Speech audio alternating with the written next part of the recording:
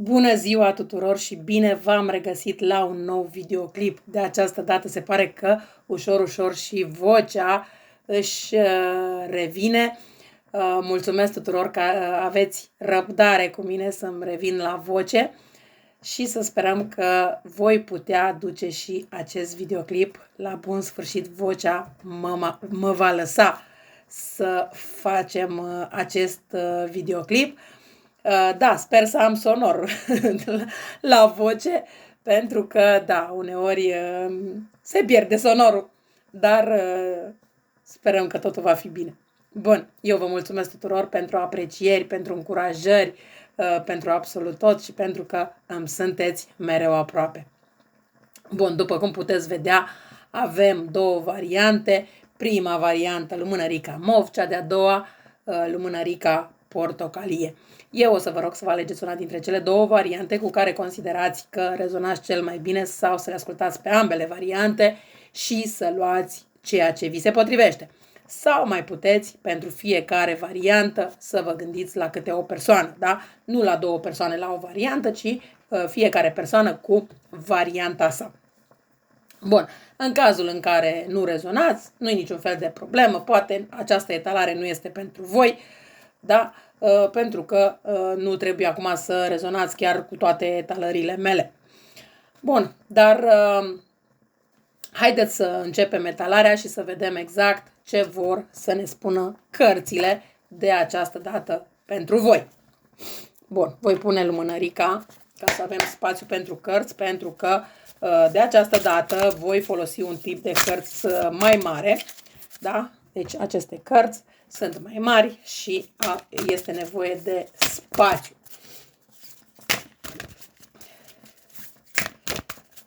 Hai să vedem cum este energia feminină. Vom pune așa.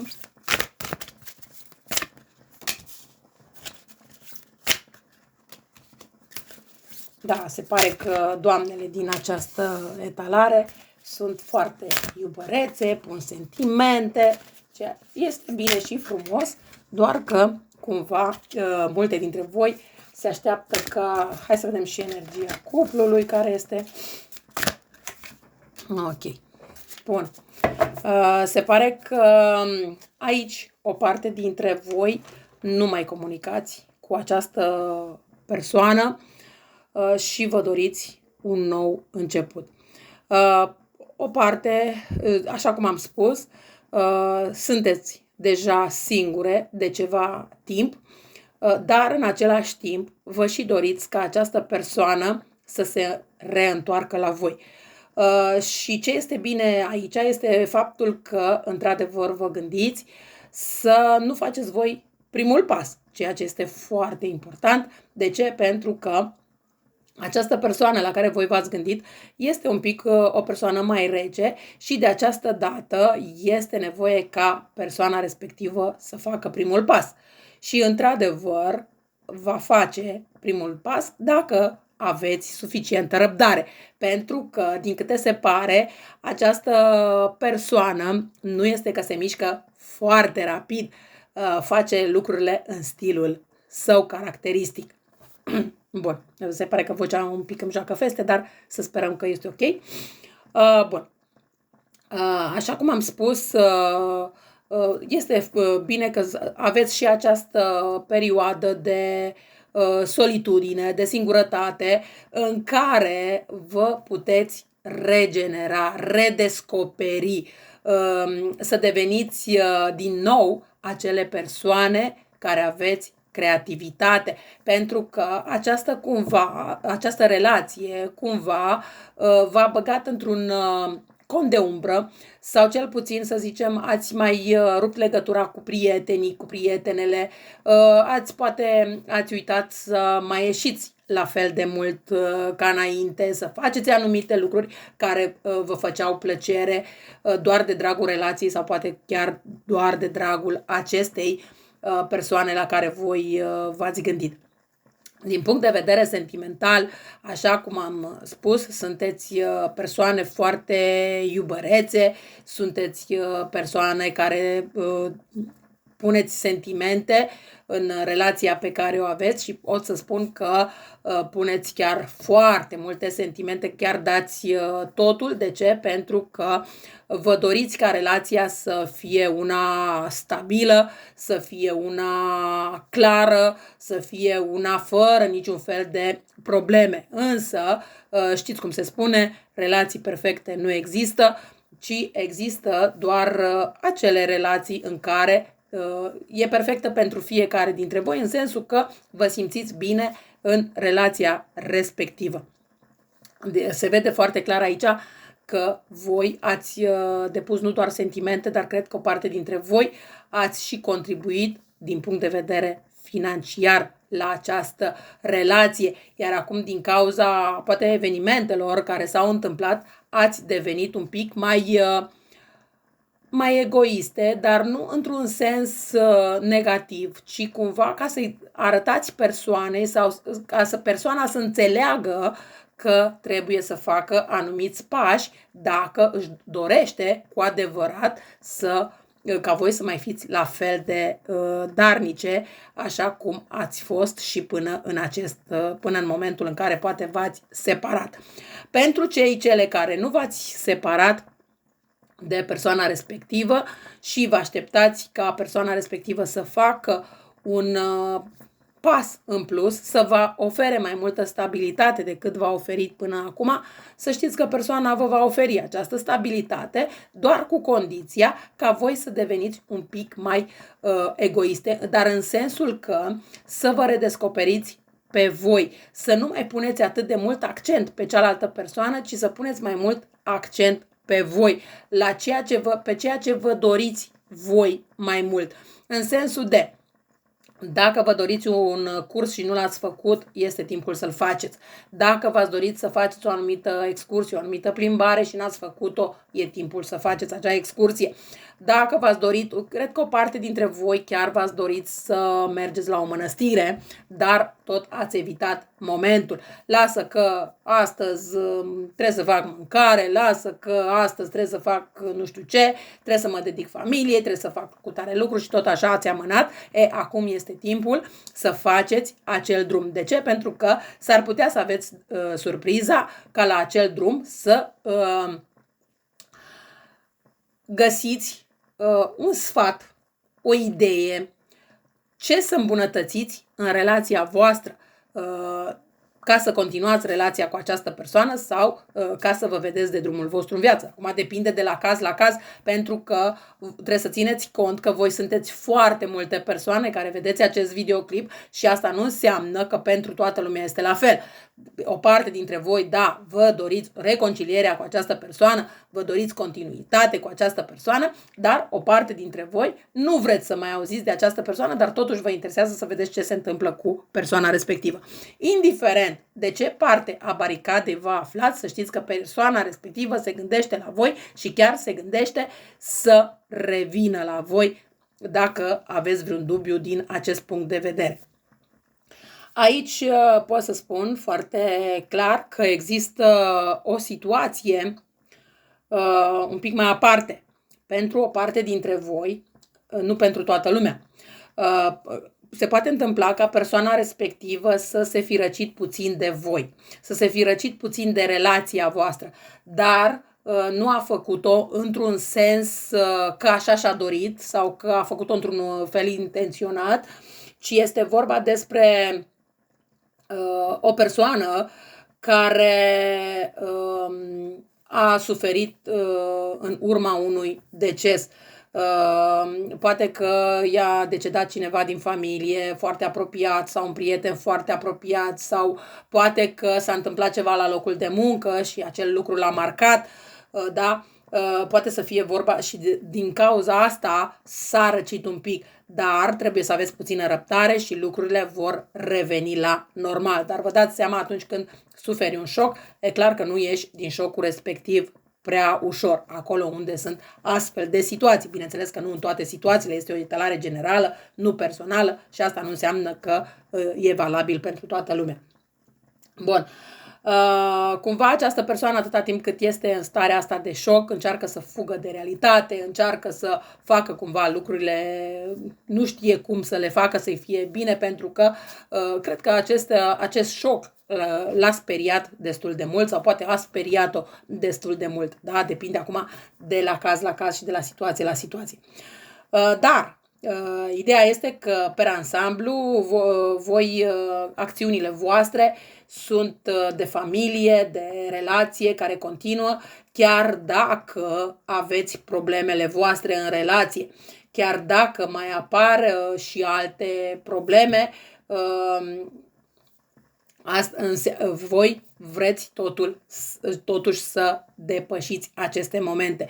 Chiar dacă sunteți în nou contact, da, cumva voi vă gândiți că această perioadă va lua sfârșit și, într-adevăr, această perioadă va lua sfârșit, doar că trebuie să mai aveți puțină răbdare. Acum, ca să mai zic și pe partea masculină, da, acum, depinde cine. Dacă sunteți femei, vă gândiți la bărbați, da? Dacă sunteți bărbați, vă gândiți la femei și așa mai departe, chiar dacă am zis că este vorba de parte masculină. Bun, în prima parte am zis despre cei care urmăresc acest videoclip, iar acum spun anumite lucruri despre cealaltă persoană. Ceea ce înseamnă că persoana la care voi v-ați gândit jonglează destul de mult cu stările voastre de anxietate, de insomnie. Este genul de persoană care critică destul de constant. Este o persoană care are atracție față de voi, dar în același timp este o persoană destul de autoritară. Este o persoană care își dorește să dețină controlul în relație și cumva nu întotdeauna poate să facă acest lucru, pentru că și voi sunteți persoane destul de puternice și atunci când sunt două pietre tari, până la urmă una cedează. Și e adevărat că poate de multe ori cedați voi, dar are și persoana cealaltă momente când cedează. Din punct de vedere sentimental, această persoană încearcă să păstreze un echilibru. Așa cum am spus, se simte foarte atrasă de voi, are anumite sentimente față de voi, nimic de spus din acest punct de vedere, dar nu sunt acele sentimente atât de profunde pe care vi le doriți voi. Aici, în această relație, aș putea să spun destul de clar că cele care iubiți mai mult în această relație sunteți voi cei care urmăriți acest videoclip decât cealaltă persoană. Cealaltă persoană încearcă să păstreze un echilibru pentru că totuși are momente când se gândește, băi, dacă mă despart de persoana asta, voi suferi foarte mult și nu-mi doresc acest lucru. Dar în același timp, chiar dacă se desparte de voi, simte o atracție aparte de a se reîntoarce la voi, de a reveni din nou la voi, de a reveni în relație, de a fi din nou cu voi. De ce? Pentru că aici nu vorbim doar despre partea de sentimente, ci vorbim inclusiv despre partea de pasiune, despre partea în care sunteți destul de compatibili din punct de vedere intim. Da? Există o oarecare chimie destul de mare între voi doi. Și această persoană, din punct de vedere sentimental, își dorește armonie. Voi este posibil să fiți persoane un pic mai geloase, să fiți persoane un pic mai posesive, dar această persoană își dorește ca voi să lăsați un pic această gelozie deoparte, da, să fiți geloase, dar cumva nu atât de mult cum ați făcut-o până în acest moment, ci să lăsați un pic această gelozie puțin mai deoparte și să-i oferiți mai multă încredere. Chiar dacă v-a dezamăgit destul de mult, chiar dacă voi știți foarte clar că nu puteți să-i oferiți încredere 100% acestei persoane, pentru că la cea mai mică La cea mai mică perioadă în care această persoană simte încrederea voastră, greșește din nou. Dar, din când în când, trebuie să spuneți că aveți încredere, chiar dacă poate nu aveți. Pentru că această persoană doar așa se simte bine și își dorește validare în permanență. Din punct de vedere al acțiunilor ale acestei persoane față de voi, să știți că vine cu o concretizare, vine cu o propunere mai stabilă, vine cu ca și cum ar fi un contract, ca și cum ar fi ceva mult mai stabil. N-ar fi nimic exclus dacă pentru o parte dintre voi asta ar însemna inclusiv căsătorie. De ce? Pentru că această persoană nu își dorește să vă piardă sub nicio formă și chiar va avea momente de sinceritate. Va veni cu destul de multă sinceritate înaintea voastră și va veni cu niște momente, cuvinte atât de emoționante încât n-ar fi nimic exclus chiar să mai vărsați și câte o lacrimă și voi și persoana cealaltă. Da, este un amalgam. Dar poate că vă emoționați din cauza unei cereri în căsătorie. Poate fi vorba și o astfel de situație, nu neapărat că plângeți de tristețe, ci mai degrabă zic că plângeți de emoție. Dacă întrebarea voastră este cam în cât timp vine această persoană, să știți că se grăbește această persoană să facă pași spre voi și când zic că se grăbește, mă refer la 3 zile, o săptămână. Nu mă refer la, pentru o mică parte dintre voi, da, într-adevăr, poate să fie vorba de o lună de zile. De ce spun acest lucru? Pentru că aici vorbim despre energia fiecărei persoane în parte. Fiecare persoană are energia sa, fiecare persoană are stilul său de a se mișca. Nu toată lumea este impulsivă, nu toată lumea face pași fără să gândească, da? Sunt persoane care își calculează foarte bine pașii sau care așteaptă întotdeauna de la cealaltă persoană să facă primul pas, pentru că în această relație cred că de multe ori voi ați fost cele care ați făcut primul pas, doar că de această dată vreți să schimbați situația și ăsta este un lucru foarte, foarte bun. Și atunci persoana încă așteaptă să vadă dacă într-adevăr faceți sau nu faceți primul pas, vrea să vadă într-adevăr dacă trebuie să facă un pas. N-ar fi nimic exclus dacă aici, înainte să facă pasul, să posteze ceva pe rețelele de socializare, în sensul că o melodie a voastră, care era pentru voi doi, o fotografie, poate să fie orice de această natură. Dacă o să-mi spuneți că sunteți blocată pe rețelele de socializare și nu puteți să vedeți acest videoclip sau ceea ce postează, stați liniștită că va avea grijă să eticheteze pe cineva sau să vă deblocheze doar cât să vedeți postarea respectivă. Da. Sau are grijă să îi spună, să anunțe o prietenă, un prieten, arată-i postarea persoanei respective, da? Ceva de gen. Și oricum ar fi, postarea respectivă ajunge la voi. Dacă mă întrebați cum va lua legătura această persoană cu voi, să știți că o va lua prin intermediul mesajelor în prima fază, dar după care vă va contacta telefonic. Așa cum am început asta, cred că nu am spus zodiile, dar voi știți că eu spun de fiecare dată că în fiecare etalare se poate regăsi orice persoană din orice zodie, nu neapărat anumite zodii, dar aici predomină destul de mult zodiile de foc, dar și zodiile de apă. Dar bineînțeles că sunt și zodii de aer, sunt și zodii de pământ, chiar dacă sunt mai puține, dar asta nu înseamnă că nu există. Chiar dacă este o zodie de foc,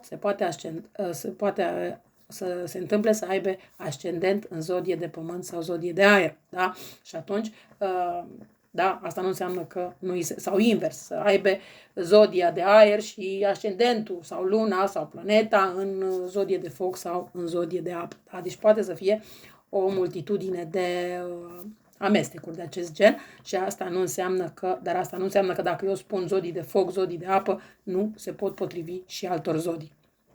Bun. Cam astea au fost informațiile pentru voi, cei de la prima variantă, și voi trece la varianta numărul 2, pentru că mi obosește vocea și aș vrea să spun și pentru ceilalți câteva cuvinte măcar. Ok, hai să vedem. Wow! Pentru voi, cei de la varianta numărul 2, urmează un noroc, o ocazie, ceva care este karmic în sensul că roata se învârte. Dacă cineva v-a făcut rău, acum cumva roata se învârte și persoana respectivă se roagă de voi. Dacă cineva v-a greșit, va veni să vă ceară iertare, ceva de acest gen. Da? Ok. Bun. Hai să vedem. Totuși, care este la voi situația?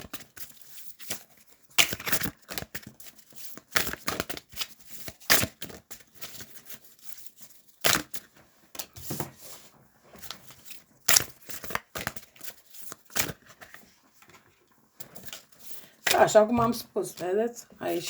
Mi-a ieșit acea carte din nou, se repetă, da? Cu roata se întoarce.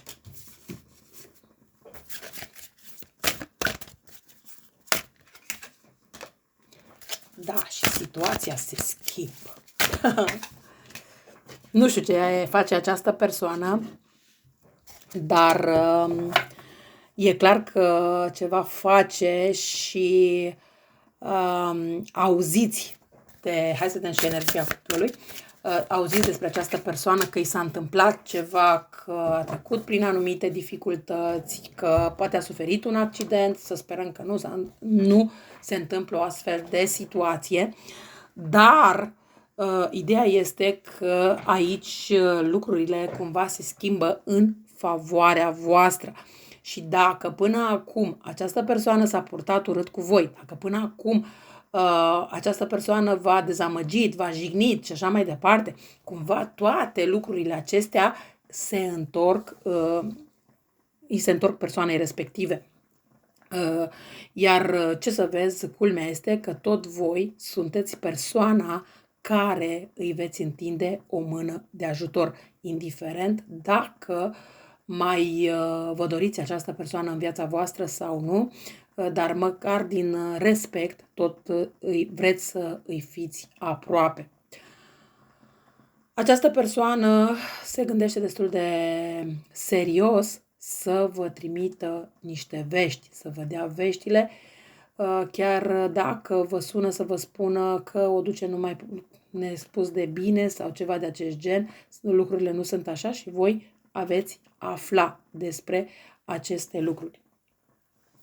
Aici pot să zic că la această variantă, voi, cei care vedeți acest videoclip, indiferent că sunteți femei sau bărbați, nu are importanță acest lucru, dar acum vorbesc despre voi, așteptați o invitație, o propunere sau chiar sunteți voi dispuși să faceți această invitație și această propunere, vă gândiți la aceste lucruri, la niște ieșiri romantice, poate că sunteți persoane singure și vă gândiți că trebuie să apară acel cavaler care să vă propună o invitație, care să vă ofere acele ieșiri romantice. Și să știți că da, dacă gândiți lucrurile acestea, acel personaj și vine, pentru că se vede foarte clar că voi ați ieșit dintr-o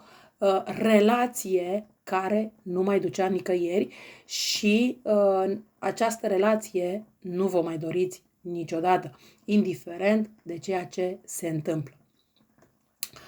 Și da, gândiți așa, pentru că, așa cum am spus, acel cavaler va veni, dar să știți că și acest domn la care v-ați gândit când ați ales această variantă vă va face o propunere.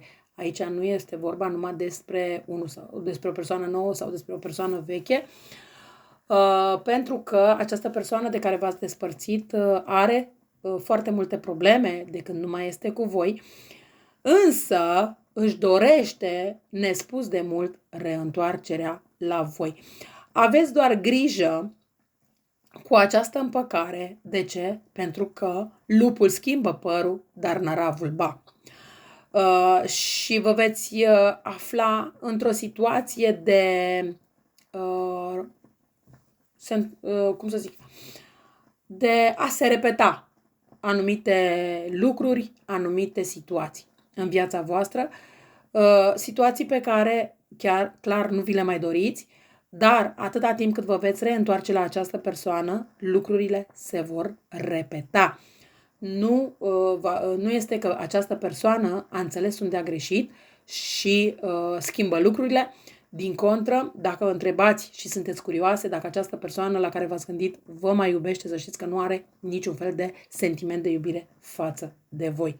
Are doar poftă de ceartă și n-are cu cine de când ați plecat voi din viața acestei persoane, iar acum, dacă ar fi să vă reîntoarceți, ați lua-o de la capăt și n-ar fi un lucru tocmai drăguț. Voi vă doriți într-adevăr stabilitate și aveți grijă la această persoană din trecut. De ce? Pentru că este posibil ca în momentul în care vine să aibă un comportament mai elegant, un comportament mai frumos, un comportament la care poate voi cândva ați visat cu ochii deschiși, dar nu l-a avut până în acest moment. Și da, într-adevăr, această persoană poate să aibă acel comportament, dar îl are doar pentru a vă atrage pe voi din nou în capcana lui, ca să zic așa. De asta vă zic că această persoană se gândește să vină și are intenția să vină la voi, dar nu într-un mod neapărat romantic și vine cu intenții destul de ascunse. Pe lângă asta, această persoană nouă care încearcă să se apropie de voi, vine în prima fază cu propuneri amicale, cu propuneri colegiale. Poate să fie vorba inclusiv de un coleg de la locul de muncă, dar care nu vrea să își arate încă sentimentele față de voi, care nu vrea încă să își arate interesul față de voi. Dar vine, hai și ajută-mă la proiectul ăsta, uite, te rog frumos, dacă mă poți ajuta cu, nu știu, am nevoie de 1.000.000 astăzi, 100 de lei sau mai știu eu cât, da, am nevoie de nu știu ce factură, am nevoie de nu știu ce ajutor și așa mai departe, dar o face doar pentru a vă atrage cât mai mult înspre el. Cel puțin momentan, această persoană nouă are intenții pozitive, pe când persoana din trecut, chiar dacă încearcă să se apropie de voi, are intenții ascunse. Deci aici trebuie ca voi să aveți puțină atenție la aceste două persoane.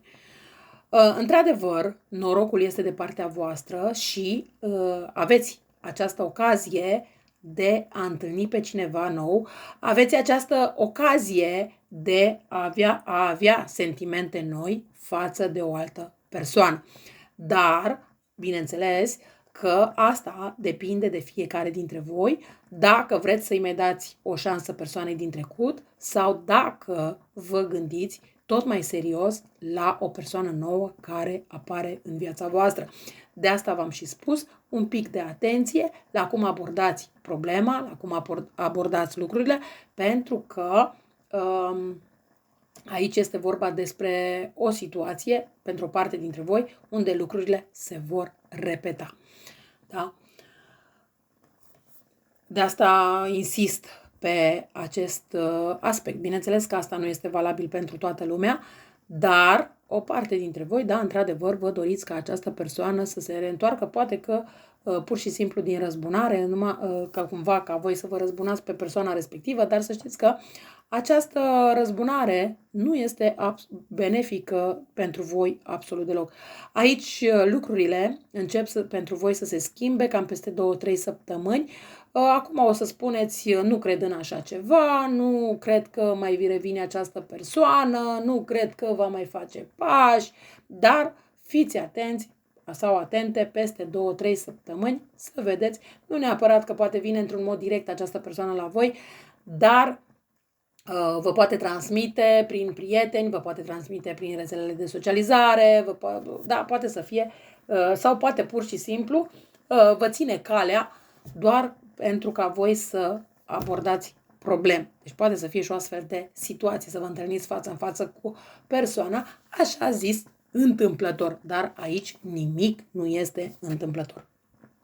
Deci aici, ca și concluzie, aici lucrurile se întorc în favoarea voastră, în sensul că Universul vă trimite în viața voastră acea persoană de care aveți nevoie. O persoană nouă, dar nu această persoană din trecutul vostru.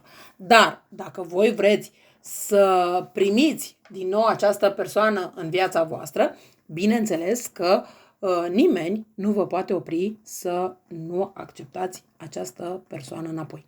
Dar e doar o repetare și nimic nou. Bun. Gândurile acestei persoane la care voi v-ați gândit când ați ales această etalare nu sunt niște gânduri pozitive, sunt gânduri de răzbunare, sunt gânduri de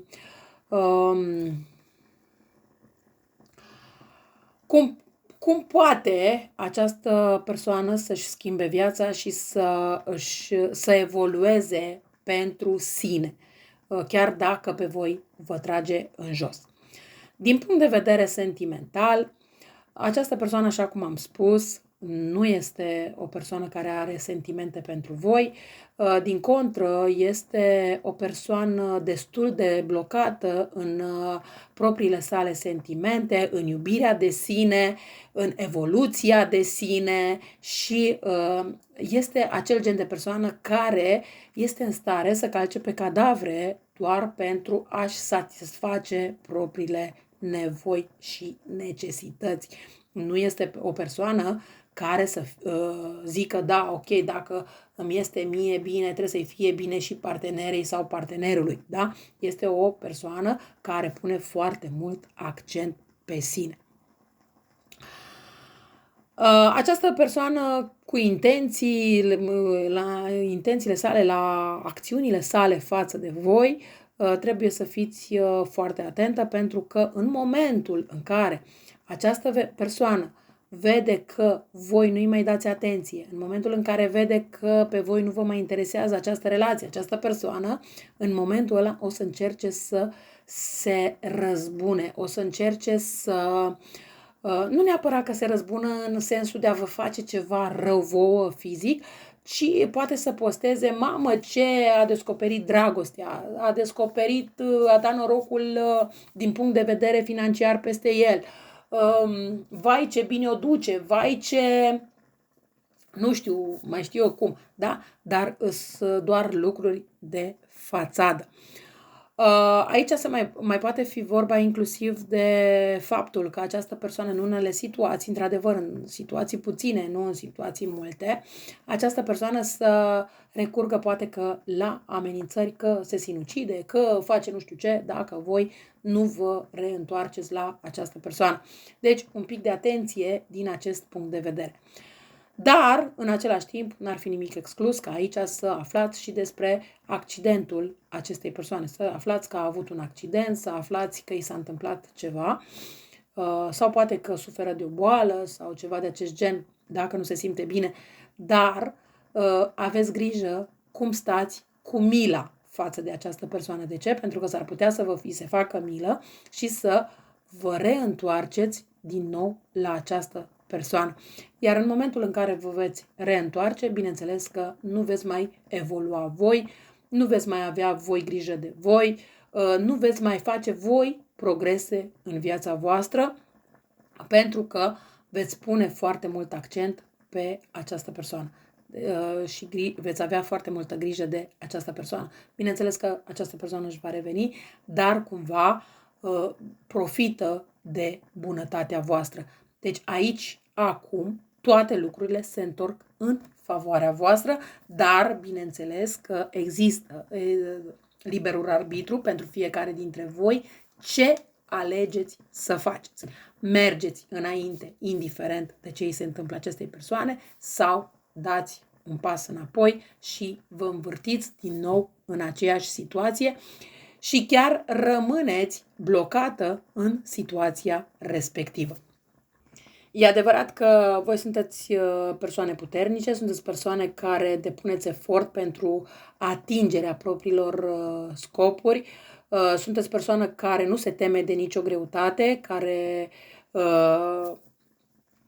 poate apăra ceea ce are și poate apăra ceea ce își dorește, doar că voi puteți apăra toate aceste lucruri atâta timp cât nu revine această persoană la voi. În momentul în care această persoană revine, parcă uitați de aceste lucruri și cumva lăsați toate aceste lucruri deoparte. De asta v-am spus că de această dată voi aici, indiferent că sunteți singure, indiferent că sunteți într-o relație, indiferent de situația în care sunteți în acest moment, voi sunteți bine și din acest punct trebuie să evoluați.